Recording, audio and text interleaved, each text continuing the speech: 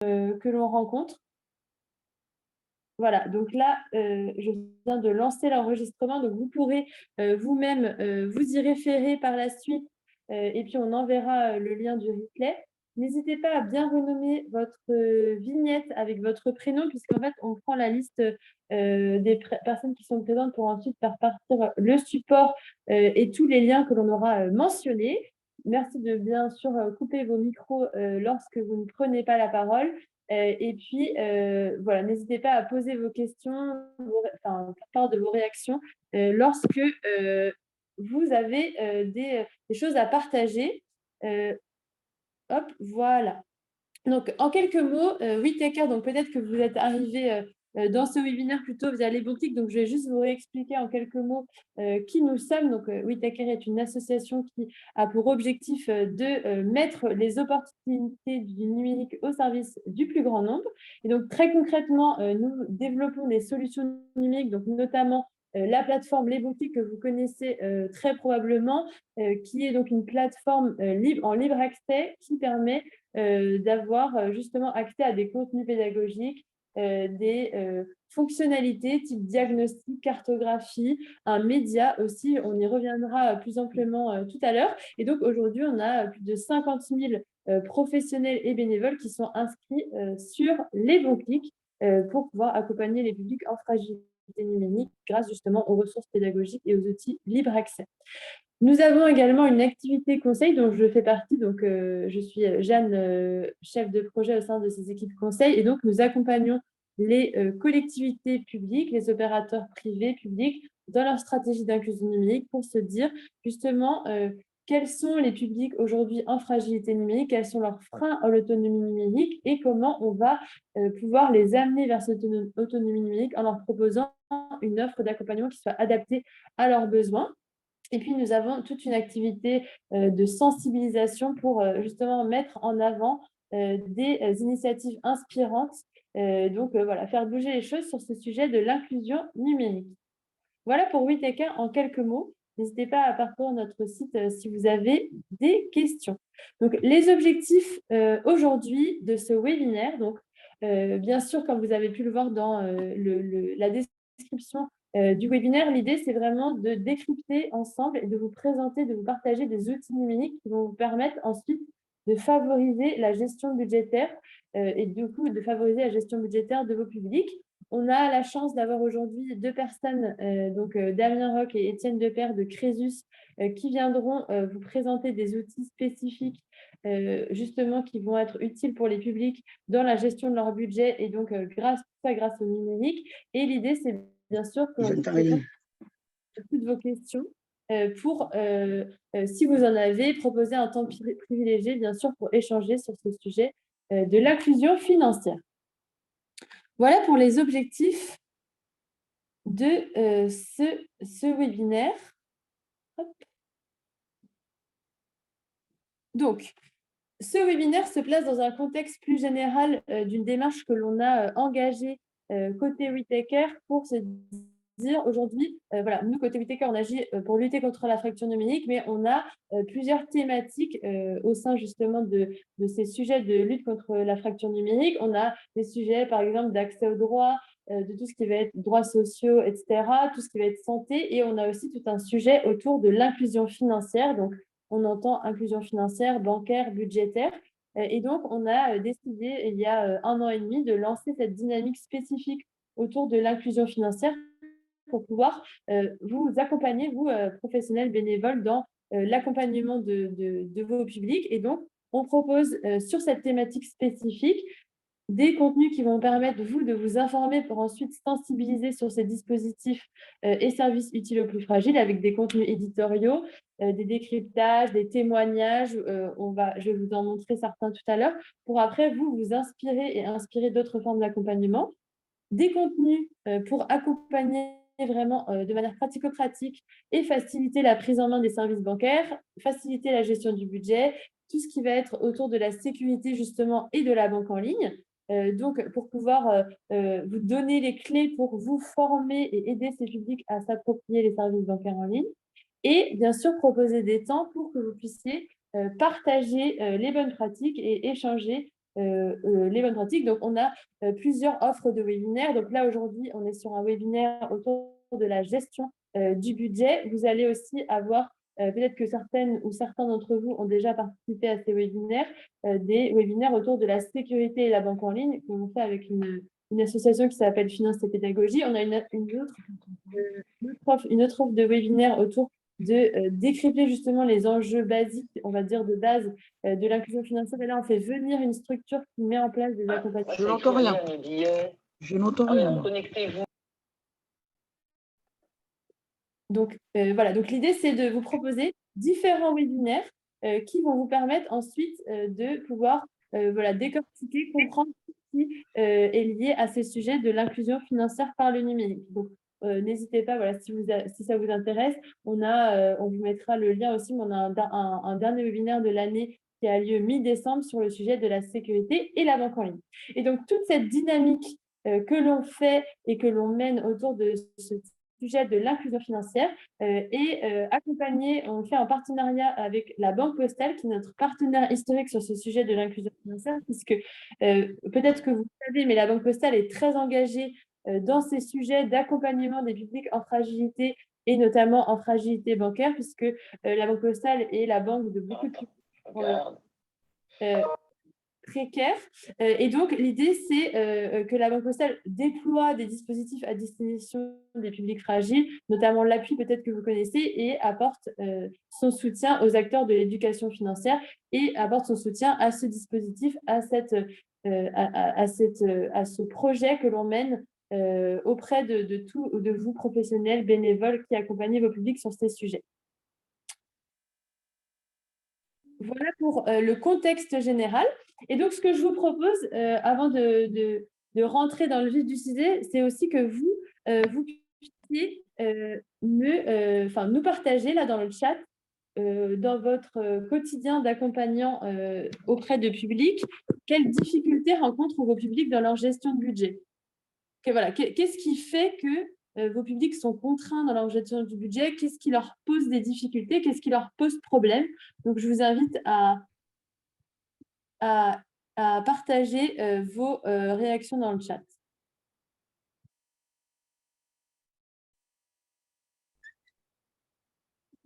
Je vous laisse quelques minutes. Alors, les personnes ne savent pas utiliser l'appli de leur banque. Effectivement, il y a un sujet autour de la maîtrise des fonctionnalités de la banque. Premier élément, donc ça, on va y revenir puisque je vais vous présenter juste après les contenus justement que l'on a, les contenus pédagogiques que l'on a qui permettent d'accompagner.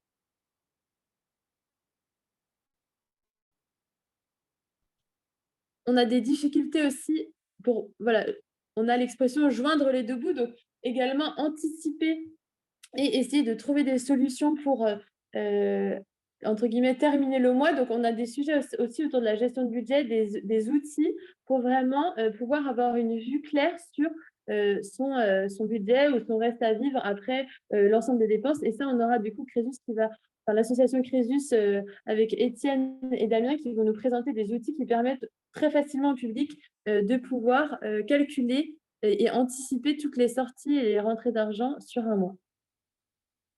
Comprendre en fait toutes ces sorties d'argent, avoir une vision globale du budget, je vois, définir les montants de chaque dépense par thème. Sur le sujet de l'accès au numérique, on a aussi un manque d'équipement pour certains qui fait que les personnes n'ont pas accès aux outils numériques qui permettraient de gérer leur budget. Merci. Merci pour tous vos partages. N'hésitez pas à continuer de partager. Qu'est-ce qui fait que vos publics, vous constatez, ont du mal à gérer leur budget?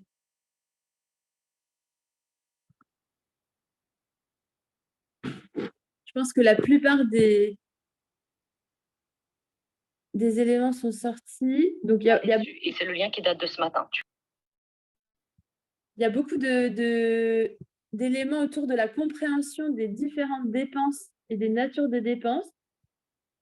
Donc, beaucoup de sujets autour de, justement, former les personnes sur les différentes natures de ces contenus-là. Donc, ça, côté Crésus Dilemme, c'est vraiment l'objectif de cette de cette association. Très bien. Merci beaucoup. Donc, merci pour ces éléments. Donc, effectivement, on voit qu'on a à la fois des sujets vraiment d'accès, donc de compétences qui permettent d'utiliser les fonctionnalités, mais on a aussi un sujet plus de vision globale de ses entrées et sorties d'argent et de bien prendre conscience de l'ensemble des sorties d'argent, par exemple. Activé. Ah, attends. Pourquoi il veut pas? Merci beaucoup. Donc, c'est tous ces sujets que l'on va aborder aujourd'hui et je vais commencer par cette partie justement, comment utiliser les services bancaires pour mieux maîtriser son budget. À mon avis, moi, on a raté 21 minutes. Désolée, je coupe votre micro parce que sinon, tout le monde entend ce que vous dites. Donc, quelques éléments de contexte.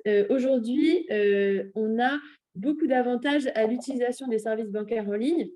Donc, on a notamment, là, on en a mis quelques-uns, mais j'imagine que vous en avez bien conscience, tout ce qui va être suivi en temps réel de son budget, des opérations en cours, qui permettent d'éviter justement peut-être les accidents, les incidents dans la gestion de budget.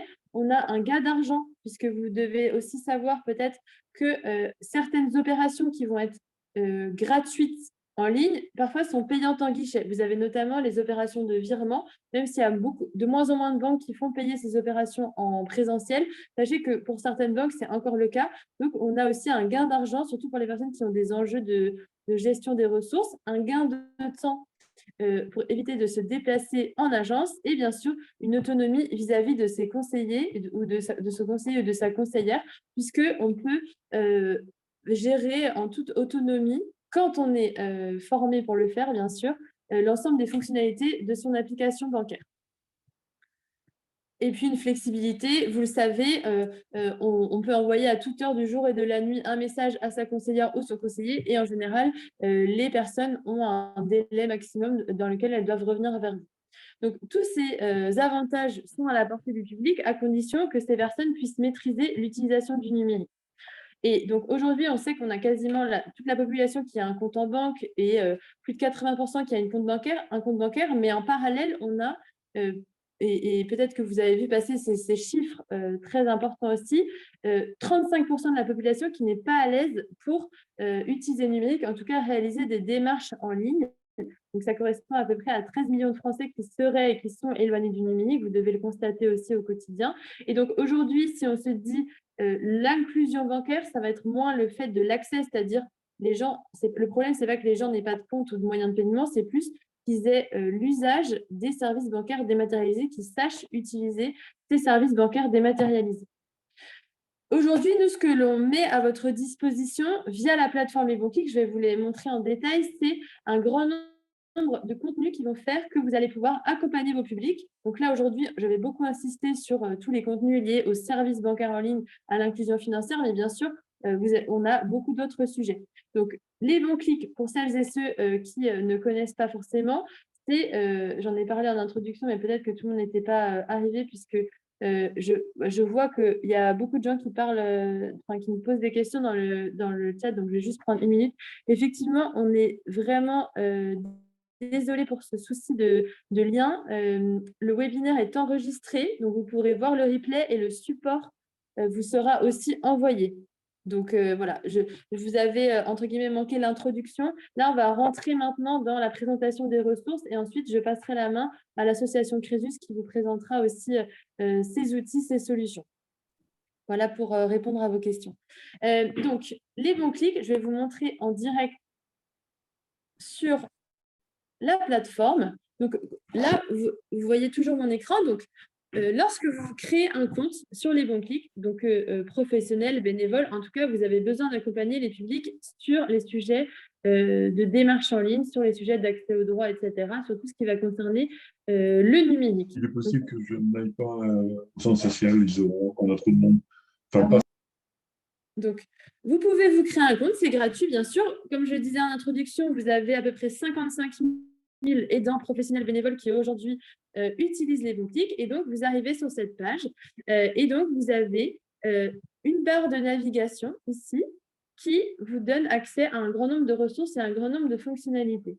Donc, vous avez des outils de diagnostic qui vont vous permettre d'évaluer le niveau, d'estimer le niveau d'autonomie numérique d'une personne, soit en lui faisant faire des petits exercices soit en lui posant des questions. Vous avez un média. Donc, je vais vous montrer. Le média, c'est un centre avec comment dire, un centre de ressources avec des témoignages, des retours d'expérience, de la veille, et on a une thématique spécifique autour de l'inclusion financière. Et donc, cette thématique autour de l'inclusion financière va vous permettre de retrouver des contenus vraiment liés à l'accompagnement des publics sur ces sujets. Et donc, vous avez notamment des retours d'expérience, par exemple, autour du paiement fractionné, comprendre ce que c'est le paiement fractionné. Peut-être que vous en avez entendu parler, mais vous vous dites, je ne sais pas vraiment ce que c'est, je ne connais pas les implications. Donc là, on propose des articles sur ce sujet, un article sur ce sujet, avec des témoignages d'aidants, de la veille, voilà, très documenté. Vous avez également, par exemple, un format podcast autour des arnaques en ligne. Donc, je vous invite également à le lire. Et vous avez des articles, par exemple, autour des outils que l'on va proposer pour gérer son budget, des outils que l'on verra tout à l'heure. Par exemple, Pilote Budget, Pilote Dépenses, qui sont des applications gratuites pour gérer leur budget.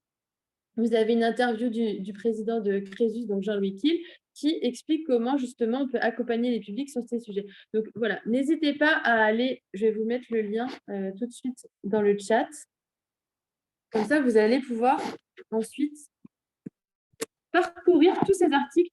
Là, je vous montre la partie qui est vraiment liée à l'inclusion financière, mais comme vous avez vu tout à l'heure quand je suis arrivée sur le média, vous avez des contenus autour des démarches en ligne, autour de l'insertion professionnelle, du numérique en santé, des seniors. Donc voilà, n'hésitez pas à parcourir tous ces articles qui vont pouvoir vous intéresser et vous apporter un éclairage sur tous ces sujets. Donc ça, c'est pour le média. Ensuite, vous avez un centre de ressources avec, on va dire, le cœur des bons clics, qui sont tous les contenus pédagogiques et tous les contenus d'accompagnement que vous allez pouvoir utiliser avec vos publics, en individuel, en semi-collectif, en groupe, etc. Aujourd'hui, ce qui va nous intéresser, c'est vraiment tous les sujets autour de la banque et des achats en ligne. Vous avez donc, comme je vous le disais en introduction, la Banque Postale est notre partenaire historique, donc nous avons des contenus qui sont développés pour la Banque Postale, mais sachez que ces contenus déjà sont adaptables pour d'autres banques et que nous avons également des contenus qui sont liés à d'autres banques que je vais vous montrer juste après. Donc, si l'on se concentre sur les contenus qui décortiquent justement comment gérer son budget, je vous propose de nous concentrer sur cette fonctionnalité qui est paramétrage des alertes pour mieux gérer son budget.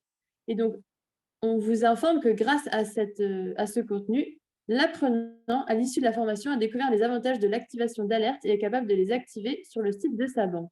Et donc, le paramétrage des alertes, c'est une des clés pour pouvoir mieux gérer son budget et être en mesure d'avoir une vue et d'être alerté lorsqu'on a un dépassement peut-être de dépenses, que l'on s'approche d'un plafond, etc. Et donc, comme pour l'ensemble des contenus que vous avez sur les bons clics, vous allez retrouver une trame d'animation qui va vous permettre de préparer votre accompagnement avec les prérequis pour accompagner votre... Je me permets de couper les micros. Vous allez avoir les objectifs qui sont associés à la formation et puis des indications sur le séquençage qu'on vous propose pour voilà, avoir une indication de temps par séquence de votre atelier, enfin de votre accompagnement, si c'est en individuel ou en collectif, les apports notionnels à apporter à chaque fois, les enseignements, et puis des petits exercices qu'on vous recommande de faire pour favoriser l'apprentissage de la personne ou des personnes que vous accompagnez. Donc ça, c'est vraiment le côté pour vous en tant que formateur ou formatrice. Ensuite, vous allez avoir, par exemple, une formation interactive. Là, je vous montre un exemple que vous allez pouvoir projeter auprès de votre groupe ou de la personne que vous accompagnez. Un exercice ludique. Donc là, c'est un exercice autour de la gestion du budget. Hop, ça charge. Donc, peut-être pour celles et ceux qui sont habitués des bons clics, vous avez déjà vu ce type d'exercice. Ça vous permet en fait de faire simuler à la personne et faire réfléchir la personne sur les objectifs pédagogiques du contenu. Et puis ensuite, comme pour tous les contenus Les Bons Clics, vous avez une fiche résumée avec les principaux apports notionnels. Voilà pour ces ressources. Pareil, je vais vous mettre dans le chat le lien vers cette thématique. Hop. Réactiver le son.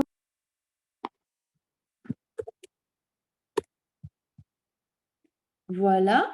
Et donc, vous avez, donc là, je vous ai montré comment paramétrer le contenu autour du paramétrage des alertes. Vous avez la même chose pour envoyer un message, se connecter.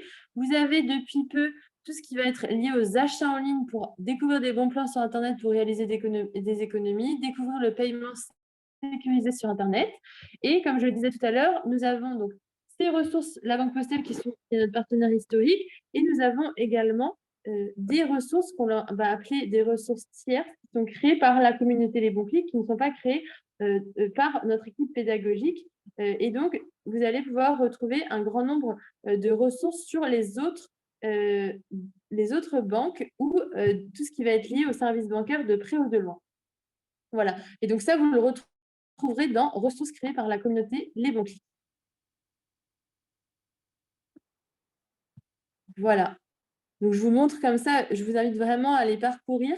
Là, encore une fois, je fais l'entrée par banque et achat en ligne. Sachez que vous avez des équivalents et la même chose pour insertion professionnelle, tout ce qui va être accès aux droits, tablette, smartphone, etc. Je vous montre juste également, vous avez un espace forum qui vous permet de poser des questions et répondre aux questions des autres aidants. Vous avez un espace rencontre virtuelle, peut-être que c'est par là que vous avez trouvé la rencontre, le webinaire de ce jour. Donc là, qui vous permet de retrouver l'ensemble des événements, des contenus, des offres d'accompagnement, donc des événements virtuels de la plateforme, de notre équipe. Et vous avez enfin une barre de recherche qui vous permet de, voilà, par exemple, une recherche sur des contenus autour des seniors. Vous pouvez rechercher, grâce à cette barre de recherche, tous les contenus que l'on a sur les bons clics qui sont liés à l'accompagnement des seniors.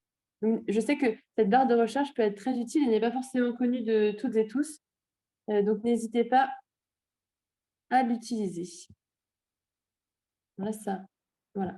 Donc, par exemple, là, on a à la fois des ressources pédagogiques et des articles. Voilà pour cette partie. Donc, je regarde juste s'il y avait des questions.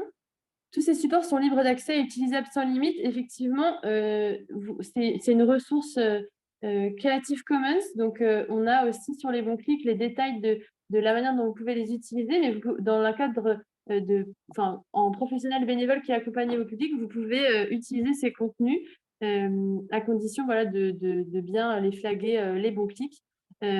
Voilà pour ça. Donc, pour essayer de pas de rester dans les délais, et encore une fois, désolée pour tous les problèmes de lien, je vais maintenant donner la parole à Étienne Depère de l'association Crésus qui va pouvoir vous présenter d'autres outils justement sur la gestion de budget grâce au numérique.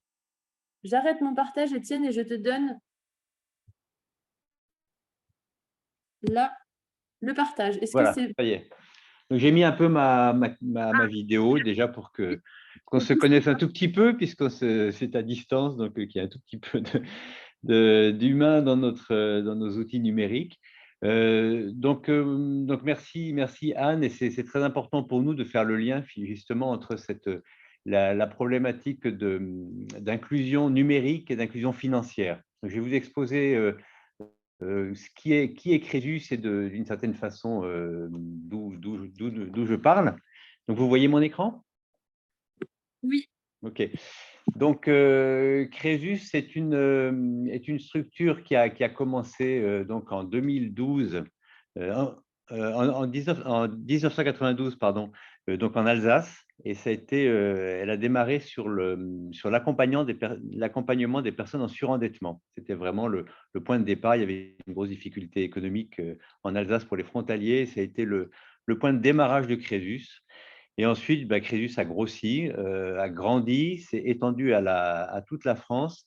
Et c'est aujourd'hui Crésus qui est parti d'une association alsacienne. C'est maintenant une trentaine d'associations avec plus de 500 bénévoles qui sont répartis sur toute la France et qui accompagnent, qui accueillent les personnes en difficulté financière, notamment pour le surendettement, mais pas seulement pour le surendettement, puisque Crésus a voulu finalement passer de l'accompagnement à la prévention, c'est le titre de cette diapo, en créant en 2004 donc la fédération, en 2008 une fondation qui s'est fixée comme objectif de faire de l'accompagnement de façon plus large, mais aussi de la prévention. Donc la prévention, on l'a développée à travers trois choses qu'on va vous présenter aujourd'hui. D'une part, de l'éducation, c'est Dilemme, donc le projet, et on terminera par ça, puisque c'est ce qui nous paraît extrêmement important, c'est la formation et la compétence budgétaire est trop faible. Ça a été cité par plusieurs personnes, un manque de connaissances, manque de compréhension, ça a été cité beaucoup dans le chat du début. Et deux autres innovations qui sont plus récentes. On va commencer par c'est moi qui vais présenter ces deux innovations qui sont plus récentes et qui sont d'une part le budget grande vitesse, qui est un outil de gestion budgétaire, et par ailleurs le MCPA, qui est un outil qui permet de promouvoir le microcrédit. Donc je vais vous dire quelques mots. Donc je débute avec la partie BGV, budget grande vitesse. Donc, c'est quoi BGV? Donc, c'est un outil on a parlé tout à l'heure de pilote budget, qui est un outil qui permet de faire son budget. BGV est une évolution de complémentaire à pilote budget qui va utiliser le système d'agrégation bancaire. C'est-à-dire qu'on peut, avec la norme DSP2, relier ses comptes bancaires à une application qui permet de gérer ses comptes et de gérer son budget. Donc, le Crésus, à partir de sa compétence d'accompagnement budgétaire qu'on réalise depuis des années, s'est dit finalement, il y a aussi la possibilité pour des personnes qui ont besoin d'accompagnement budgétaire de le faire avec plus d'autonomie et avec plus de suivi dans le temps. Et c'est ce qui nous a amené à développer cette application BGV. L'application BGV, elle a été développée grâce à un certain nombre de partenaires. Notre premier partenaire est également la Banque Postale, qui a lancé BGV auprès de ses clients au mois de février. Et donc, c'est maintenant, BGV est sur les rails et BGV est utilisé déjà par plusieurs milliers de personnes. Donc, le principe de BGV, ça part d'une promesse. La promesse, c'est d'abord la gestion budgétaire, mais c'est aussi ce qu'on appelle la deuxième jambe de BGV, c'est l'accès aux aides. L'idée, c'est de dire, il faut savoir gérer son budget, il faut le suivre au quotidien, mais il faut aussi faciliter l'accès aux aides. Et donc ça a été aussi cité dans le début. Donc c'est les deux grandes branches de BGV, la gestion du budget et l'accès aux droits. Donc, les concepts partent de la notion de gestion du budget que l'on va pouvoir faire à partir de l'agrégation des comptes, de la connexion de ces comptes à BGV. On aura des alertes préventives. On aura l'aide sociale donc, qui calcule les droits publics, mais aussi l'aide sociale, l'action sociale de partenaires, donc on le décrira, et la possibilité, alors je ne sais pas si vous voyez, j'ai une ligne en bas là. Comment je fais? Bon. Vous voyez tout mon écran ou pas? On voit jusqu'à accompagnement humain pour prévenir les difficultés. D'accord, parce que moi j'ai une barre qui s'est mise devant. Pardon, je ne vois pas ce qui est écrit dessous, mais je connais la diapo. Donc voilà, et donc l'idée c'est aller jusqu'à des accompagnements humains, notamment avec des partenaires qui sont partie prenante de BGV. Donc BGV, c'est quoi?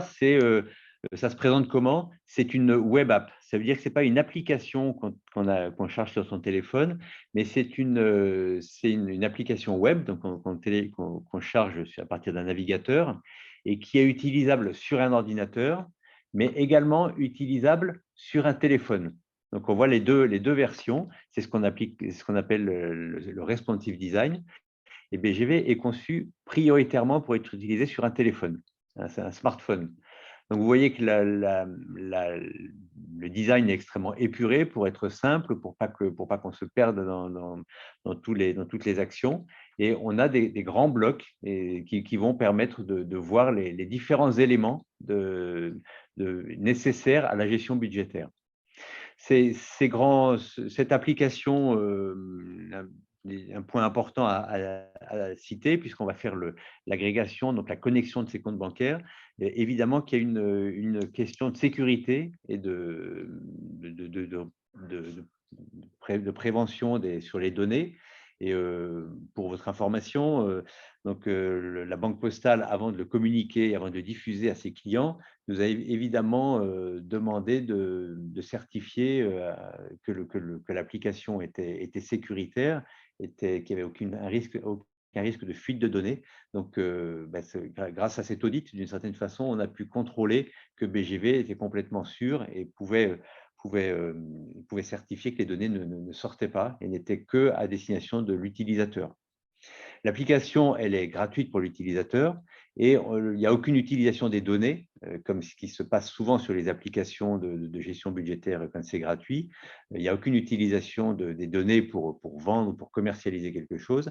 C'est vraiment uniquement dans l'intérêt de l'utilisateur, et les partenaires qui nous soutiennent et qui proposent la BGV à leurs bénéficiaires et à leurs clients, c'est vraiment dans une idée d'aider les bénéficiaires eux-mêmes et pas de leur vendre des éléments en plus, de leur vendre des produits en plus. Si on regarde maintenant dans le détail les deux grands axes, d'abord le budget. Donc, le budget se réalise par étapes progressives. Donc, il y a d'abord le fait de créer son budget. Donc, ça répond à pas mal de questionnements qui ont été posés au début. J'ai aucune idée de ce qu'est un budget, j'ai pas conscience de mes dépenses. Donc, la première chose, c'est de faire prendre conscience à l'utilisateur de son budget en l'aidant à monter, à monter son budget. Pour ça, c'est finalement très simple pour lui. C'est un peu compliqué derrière dans le système d'information. Mais à partir des opérations, puisque quand on connecte son compte à BGV, BGV va récupérer 3 mois d'historique d'opérations et on va regarder toutes les opérations qui reviennent régulièrement et on va proposer à l'utilisateur de valider ses ressources et ses charges. Et il va pouvoir voir toutes ses ressources et ses charges et à partir de là, il construira très simplement son reste à vivre, donc, qui se base sur les ressources et les charges. Le reste à vivre qui est une donnée bien connue dans l'accompagnement budgétaire.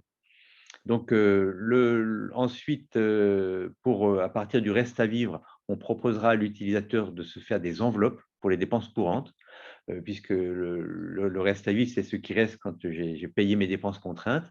Et après, il faut pouvoir suivre le fait que les dépenses courantes sont contenues, qu'elles ne dérapent pas. Et donc, on va proposer à l'utilisateur de se créer des enveloppes pour pouvoir gérer ses dépenses courantes. Et il verra au fil des jours les dépenses courantes, les enveloppes la consommation de ces enveloppes au fil des jours. Donc ensuite, il va pouvoir, donc dans la consultation du disponible, en fait, on va lui afficher un élément qui est extrêmement important, c'est le disponible réel, c'est-à-dire non pas le solde de son compte, mais le solde de son compte déduction faite des charges à venir. C'est quelque chose de tout à fait basique dans la théorie, mais en pratique, il faut le calculer régulièrement. Et finalement, il n'y a pas d'applications qui sont réellement dans l'anticipation, puisque les applications bancaires, d'une façon générale, n'anticipent pas l'ensemble des charges qui sont à venir.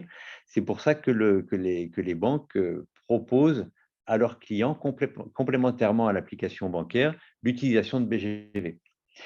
Donc, l'utilisateur, pour avoir son disponible, et éviter de faire des dépenses qui vont au-delà de ce qu'il doit conserver sur son compte pour payer le loyer, pour payer le téléphone, pour payer tout les assurances.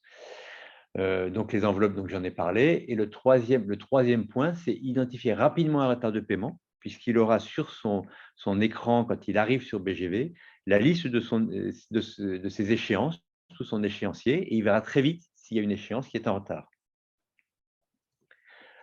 Ensuite, la deuxième jambe de BGV, c'est l'accès aux aides.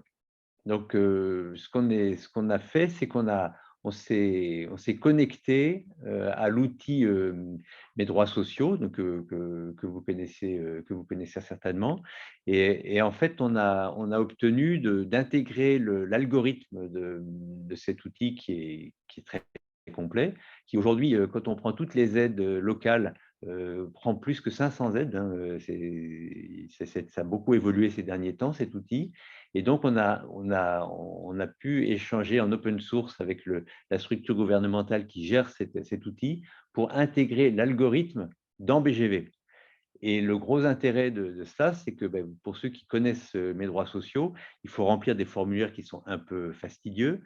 Et BGV connaissant le salaire, il connaît le loyer, il connaît plein de choses sur le bénéficiaire, sur l'utilisateur. Donc, quand il va faire son accès à mes droits sociaux, tout ce formulaire sera pré-rempli et il pourra consulter rapidement les heures auxquelles il a droit. Et une fois qu'il les a consultés, il pourra réactualiser ses droits régulièrement pour pouvoir savoir si les droits sont vraiment utilisés. Donc ça, c'est vraiment dans un axe de lutte contre le non-recours. Le deuxième axe, qui sont les aides sociales de nos partenaires. Donc, on a des partenaires, j'ai cité notamment le FAST, le Fonds d'action sociale des travailleurs temporaires, qui est un fonds d'action sociale qui intervient pour tous les intérimaires. Et le FAST propose son action sociale dans BGV. Donc, le FAST propose BGV aux intérimaires, mais il va aussi, l'intérimaire va retrouver dans BGV les propositions du FAST pour l'aider en cas de difficulté.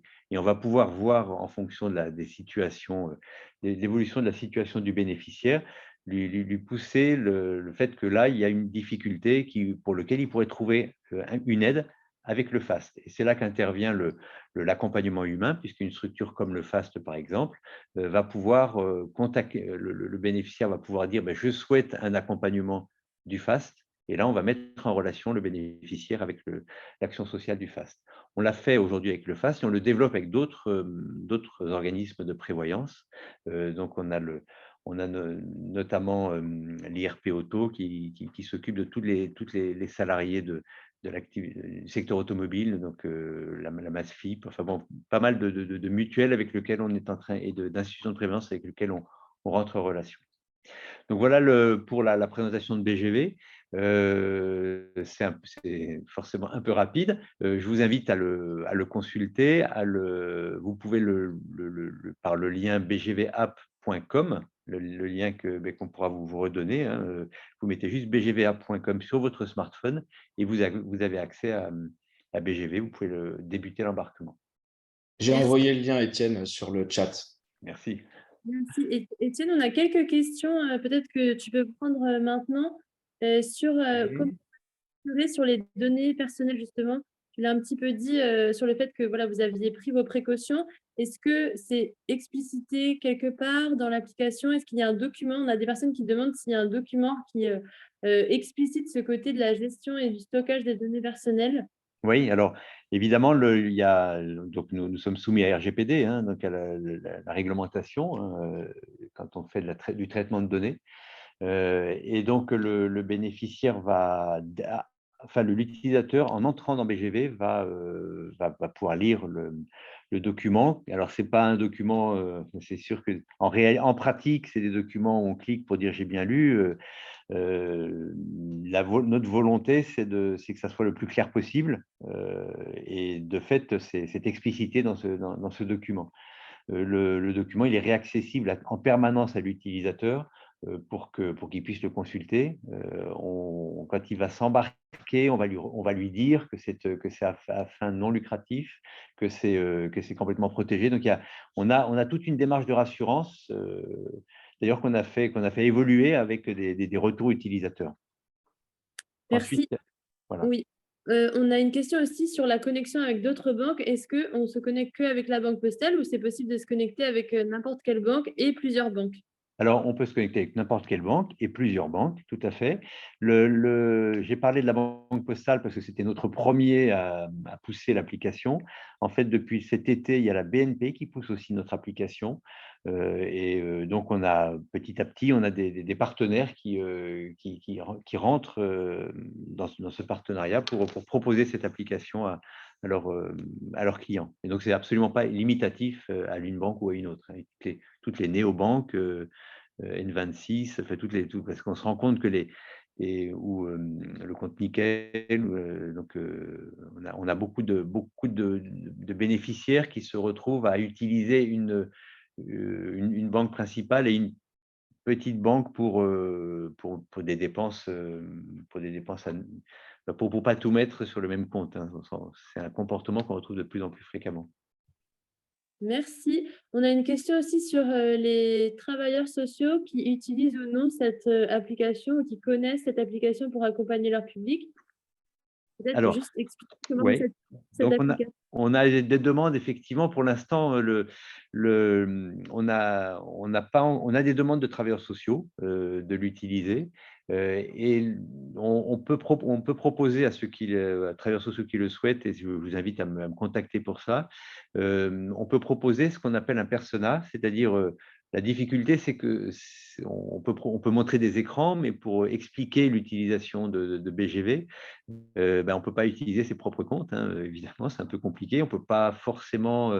Si on est aidant Connect, on peut le faire et aider le bénéficiaire à démarrer sa connexion. On peut proposer une sorte de persona qui est un bénéficiaire type, on va dire, avec un budget pour faire un budget type. Donc, il suffit de me contacter et puis je peux le fournir. Merci beaucoup. Je propose que Damien, vous preniez la main la suite pour présenter la partie dilemme. Et de toute façon, pour toutes et tous, vous aurez les coordonnées d'Étienne, de Damien et des bons clics aussi pour que vous puissiez avoir des informations complémentaires. En tout cas, le support qui a été présenté par Étienne là va être envoyé, le replay accessible et les liens vers tous les vidéos de démo, etc. de BGV. Alors, juste avant de passer la main à Damien, j'ai une petite présentation sur l'autre outil dont j'avais parlé, qui est le microcrédit. Donc, je vais essayer d'aller vite, puisqu'effectivement, le temps est un peu compté avec le démarrage qui s'est fait de façon tardive. Donc, on a développé aussi chez Crésus une solution pour faciliter l'accès au microcrédit. Alors, ça peut paraître un peu paradoxal qu'une association qui s'est développée et qui a démarré sur la lutte contre le surendettement fasse d'une certaine façon la proposition du microcrédit. Mais c'est parce que c'est totalement… Alors, pour ceux qui ne connaissent pas les mécanismes du microcrédit, il faut savoir que c'est proposé à des personnes qui n'ont pas accès au crédit et qui ont pourtant un projet autour de l'emploi ou de l'insertion et qui bénéficient d'un accompagnement. Donc, c'est des personnes qui sont dans une situation un peu particulière et qui de fait, notamment pour 80-90% des cas, c'est pour acheter un véhicule pour aller travailler, et des personnes qui se retrouvent coincées parce que leur véhicule est à réparer ou parce que leur véhicule ne peut plus accéder à une ZFE ou que le véhicule est hors service, peut se retrouver coincé et ne plus être capable d'aller travailler. Donc, finalement, il déséquilibre complètement son budget. Donc, le microcrédit est là pour ça, et il a été développé à partir de 2006 avec une garantie de l'État pour pousser les banques à rentrer dans ce dispositif. L'obligation, par contre, c'est que la personne bénéficie effectivement d'un accompagnement au moment pour pas que ça soit donné n'importe comment et qu'il y ait un accompagnement tout au long du remboursement du crédit. Et donc, Crésus, depuis le début, est acteur du microcrédit, acteur de cet accompagnement. Donc, on a développé un outil qui s'appelle MCPA, et qui est donc microcrédit personnel accompagné, et qui est un canal qui permet à des accompagnants sociaux de proposer le microcrédit de façon simple, puisqu'on se rend compte que le microcrédit, c'est identifié, c'est reconnu pour son efficacité, mais en fait, l'accès au microcrédit est relativement compliqué. Alors, je vais juste vous montrer deux deux diapositives très rapidement. C'est d'une part, il y a un espace de prescription pour l'accompagnant social dans lequel il va pouvoir prescrire, prendre rendez-vous, suivre les prescriptions, savoir ce qui s'est passé, comment les choses se sont passées. Il y a un espace pour le bénéficiaire dans lequel il va pouvoir suivre l'accompagnement, monter son dossier. Mais le montage de ce dossier, il va se faire en co-construction avec le conseiller Crésus. Parce qu'en fait, tout le travail, le microcrédit, c'est surtout une relation entre un conseiller budgétaire, le conseiller Crésus qui connaît le mécanisme du microcrédit, et un bénéficiaire. Et donc, le conseiller Crésus va évaluer la pertinence du projet, réaliser la demande, donc faire le diagnostic budgétaire avec le demandeur, l'aider à monter son dossier et ensuite l'accompagner dans des accès aux droits. Et donc, l'objectif de cet accompagnement, c'est, je repris, c'est une phrase qui est vraiment importante, c'est sécuriser la capacité de remboursement du bénéficiaire et garantir l'impact positif du microcrédit sur son employabilité ou son insertion sociale. Donc, c'est ce microcrédit qui est trop peu développé et qui pourrait aider beaucoup de bénéficiaires. En tout cas, on a de très belles expériences de personnes qu'on a aidées grâce au microcrédit. Voilà. Donc, j'ai terminé et je passe la parole à Damien, sauf s'il y a une question ou l'autre sur le microcrédit. Je pense qu'on peut passer. Merci, Étienne. Ah, il y a une question, vous faites combien de microcrédits par an? Alors, les microcrédits, il s'en fait 20 000 par an, des microcrédits personnels. Et l'estimation de la Banque de France, de l'Observatoire de l'inclusion financière, c'est qu'il pourrait s'en faire plusieurs centaines de milliers. Des gens qui ont effectivement un projet, qui sont soit en surendettement, soit en CDD, soit en intérim, mais qui, avec un microcrédit, pourraient améliorer leur situation. Il y en a plusieurs centaines de milliers et il s'en fait 20 000 par an. Donc, tout le monde est d'accord pour se dire il faudrait pouvoir en faire plus et il faut arriver à simplifier la chose tout en gardant la sécurisation. À ne pas confondre avec le microcrédit professionnel qui est, là, il s'en fait 50 à 60 000 par an, qui est essentiellement fait par l'ADI, que un certain nombre connaissent certainement, et qui permet de créer son entreprise. Donc là, on est bien sur du microcrédit personnel. Alors, les critères d'accès, je ne vais peut-être pas rentrer dans ce détail. Je propose à ceux qui s'intéressent, donc le critère, c'est quand même d'avoir, comme je l'ai dit, l'objectif, c'est de sécuriser le fait que la personne pourra rembourser son microcrédit. Il n'est en aucun cas question d'embarquer la personne dans un microcrédit avec un montant maximum de 8 000 euros. Donc, c'est de 300 à 8 000 euros. Alors, pour les orienter, comment peut-on vous orienter les personnes? Il suffit de me contacter, et puis vous pouvez devenir prescripteur sur le microcrédit. Alors, n'hésitez pas à nous contacter à l'issue de la réunion. Merci Étienne et bonjour tout le monde. Je me présente, je m'appelle Damien Roch et je suis chargé de partenariat au sein du Pôle Dilemme, donc, qui est le programme d'éducation budgétaire mis en place par la Fondation Crésus. Étienne ou Jeanne, si vous pouvez juste retourner sur la slide d'avant, s'il vous plaît. Pardon. Ouais, merci. Donc, comme on le disait tout à l'heure, aujourd'hui, on aborde des questions d'inclusion budgétaire et qui dit inclusion budgétaire dit forcément connaissance budgétaire. Le manque de connaissances budgétaires est source d'inégalités. Soit on aborde ces thèmes en général en famille, vos parents vous expliquez ce que c'est qu'une assurance, une mutuelle, un crédit, un taux d'emprunt. Soit vous n'avez pas malheureusement ces connaissances-là et ce n'est pas forcément durant votre parcours scolaire qu'on aborde ces thèmes-là qui sont par ailleurs cruciaux parce que la gestion du budget et la connaissance de la finance, c'est quelque chose qui nous touche tous les jours. Et ça, on l'a déjà vu un peu au début du webinaire, mais ce sont des chiffres qui confirment ce besoin en France. 69% des Français jugent leur connaissance moyenne ou faible sur les questions financières. 80% considèrent que l'éducation budgétaire devrait être enseignée à l'école. Et 40% sollicitent spontanément des emprunts supplémentaires en cas de difficulté. Donc, notamment sur ce dernier point, il y a une méconnaissance, et certaines personnes l'ont dit tout à l'heure, de ces problématiques-là, une méconnaissance de voilà, qu'est-ce que va engendrer le fait de signer ce nouveau crédit supplémentaire pour mes finances. Fort de ce constat-là, la Fondation Crésus, dans son objectif de prévention, a mis en place en 2013, et là, Étienne, tu peux changer de slide s'il te plaît, a mis en place en 2013 un programme d'éducation qui s'appelle Dilemme. L'objectif de ce programme, c'est d'initier tout type de public. Donc, le cœur de cible, on va dire que c'est 18-25 ans qui en ont plus besoin, mais c'est aussi pour des personnes plus âgées, d'initier tout type de public à la gestion du budget de manière ludique. Donc, on va le voir après, mais c'est sous forme d'un plateau de jeu qu'on va aborder au cours d'un atelier de 3 heures avec 12 participants, 3 équipes de 4 ou 4 équipes de 3, des notions de budget. L'objectif, c'est de transmettre le maximum d'informations de manière la plus ludique possible, des informations sur la gestion du budget. Donc là, on va aborder des notions d'assurance, des notions de mutuelle.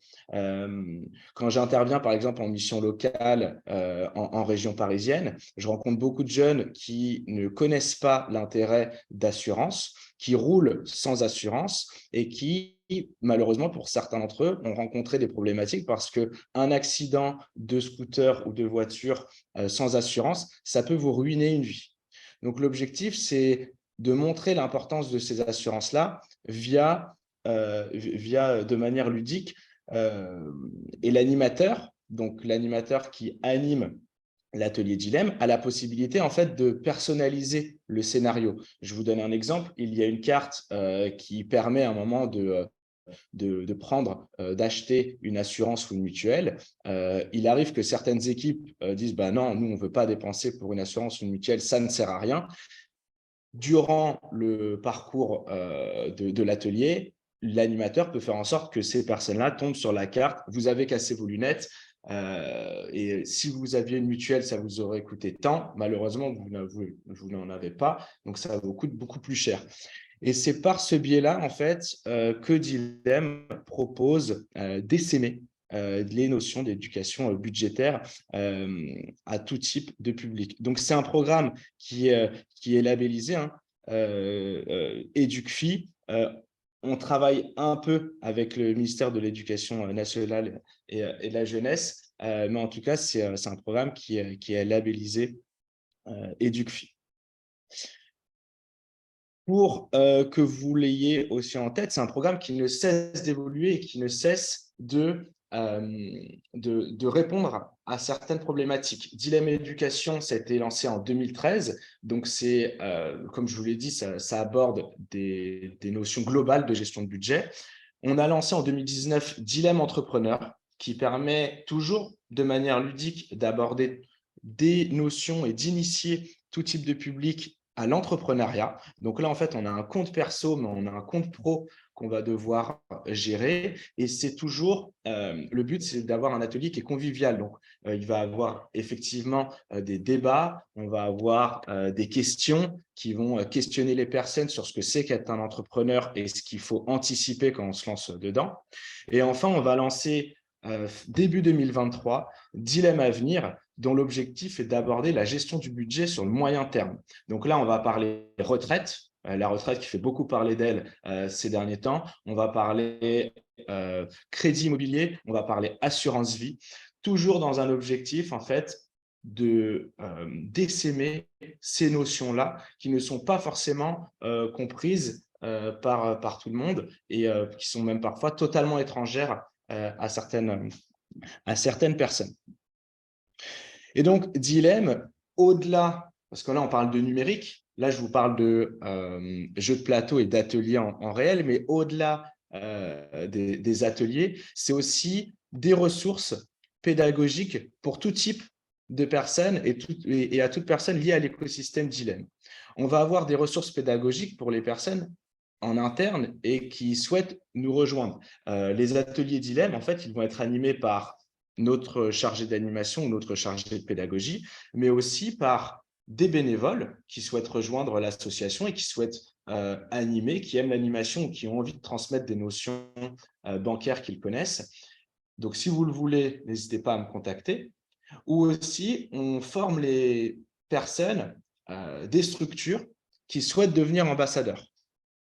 Donc, ce sont des personnes qui vont avoir accès, du coup, qui vont pouvoir animer des ateliers Dilemme et qui vont avoir accès à toutes les ressources pédagogiques via l'espace ambassadeur. Donc, l'espace ambassadeur, c'est un espace numérique où on va avoir des fiches infos, des vidéos qui vont aborder tous les thèmes de la gestion de budget pour pouvoir les expliquer les plus facilement possible lors des ateliers.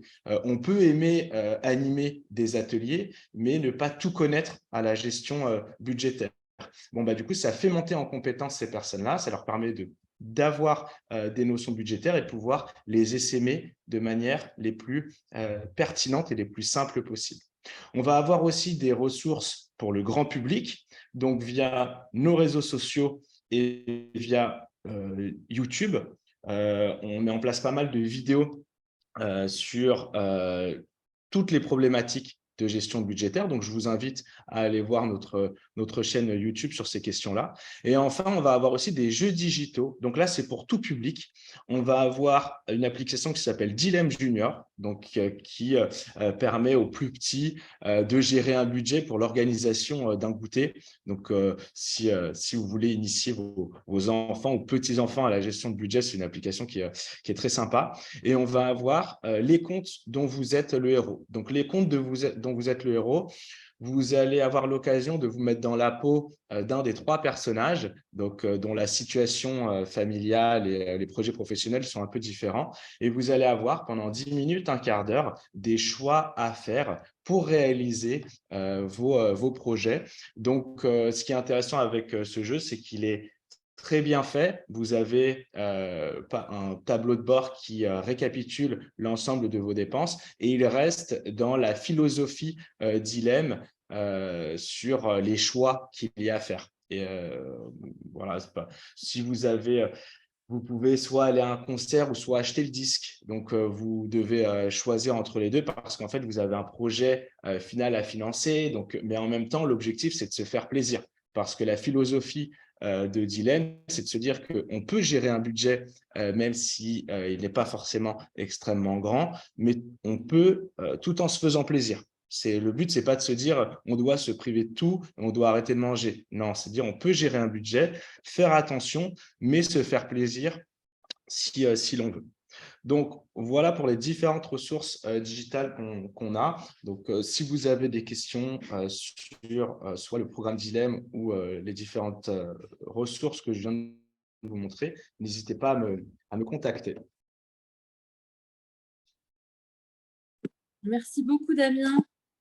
Damien, on a juste une question. Comment Oui. peut-on intégrer l'espace ambassadeur? Alors, l'espace ambassadeur, pour y avoir accès, il faut devenir ambassadeur Dilemme. Et ambassadeur Dilemme, on le devient en étant formé à l'animation d'ateliers. C'est-à-dire que si ça vous intéresse de nous rejoindre, soit en tant qu'ambassadeur formé pour animer des ateliers dans votre structure, ou si ça vous intéresse de rejoindre Dilemme en tant que bénévole, et puis que si on a un atelier à réaliser en région parisienne ou à côté de chez vous, on puisse vous contacter et vous dire maintenant que vous êtes formé à l'animation, ce qu'on vous propose, c'est d'aller animer un atelier. Vous n'hésitez pas à me contacter. Et dans ce cas-là, on vous donne accès à l'espace ambassadeur pour que vous puissiez avoir accès à toutes nos ressources pédagogiques et pouvoir animer les ateliers de manière les plus simple possible et pour que vous puissiez aborder les différents thèmes qui sont importants à vos yeux de manière les plus ludique possible. Merci beaucoup. Avec Merci. plaisir. Merci Damien, merci Étienne, merci à toutes et à tous. Je vous propose de clôturer ce webinaire puisqu'on a pris quelques minutes de retard, mais en tout cas, encore une fois, toutes nos excuses pour ce problème du Zoom et finalement, on a réussi à vous faire passer l'ensemble des messages que l'on souhaitait présenter et partager aujourd'hui. Comme je l'ai dit, le support, le replay, Les coordonnées et toutes les ressources présentées vous seront envoyées par mail en début de semaine prochaine. Voilà. En tout cas, n'hésitez pas à vous inscrire au newsletter WeTaker ou Crésus, vous aurez également les informations et à vous inscrire aux prochains événements. On espère on pense certainement que vous avez découvert des ressources, découvert des informations aujourd'hui et que celles-ci vous seront utiles dans votre quotidien auprès des publics que vous accompagnez. Et on vous dit à très bientôt lors d'autres webinaires ou classes virtuelles proposées par l'association WeTaker et les bons clics. Et on vous souhaite une très bonne journée et un très bon appétit. Merci. Merci beaucoup. Au revoir.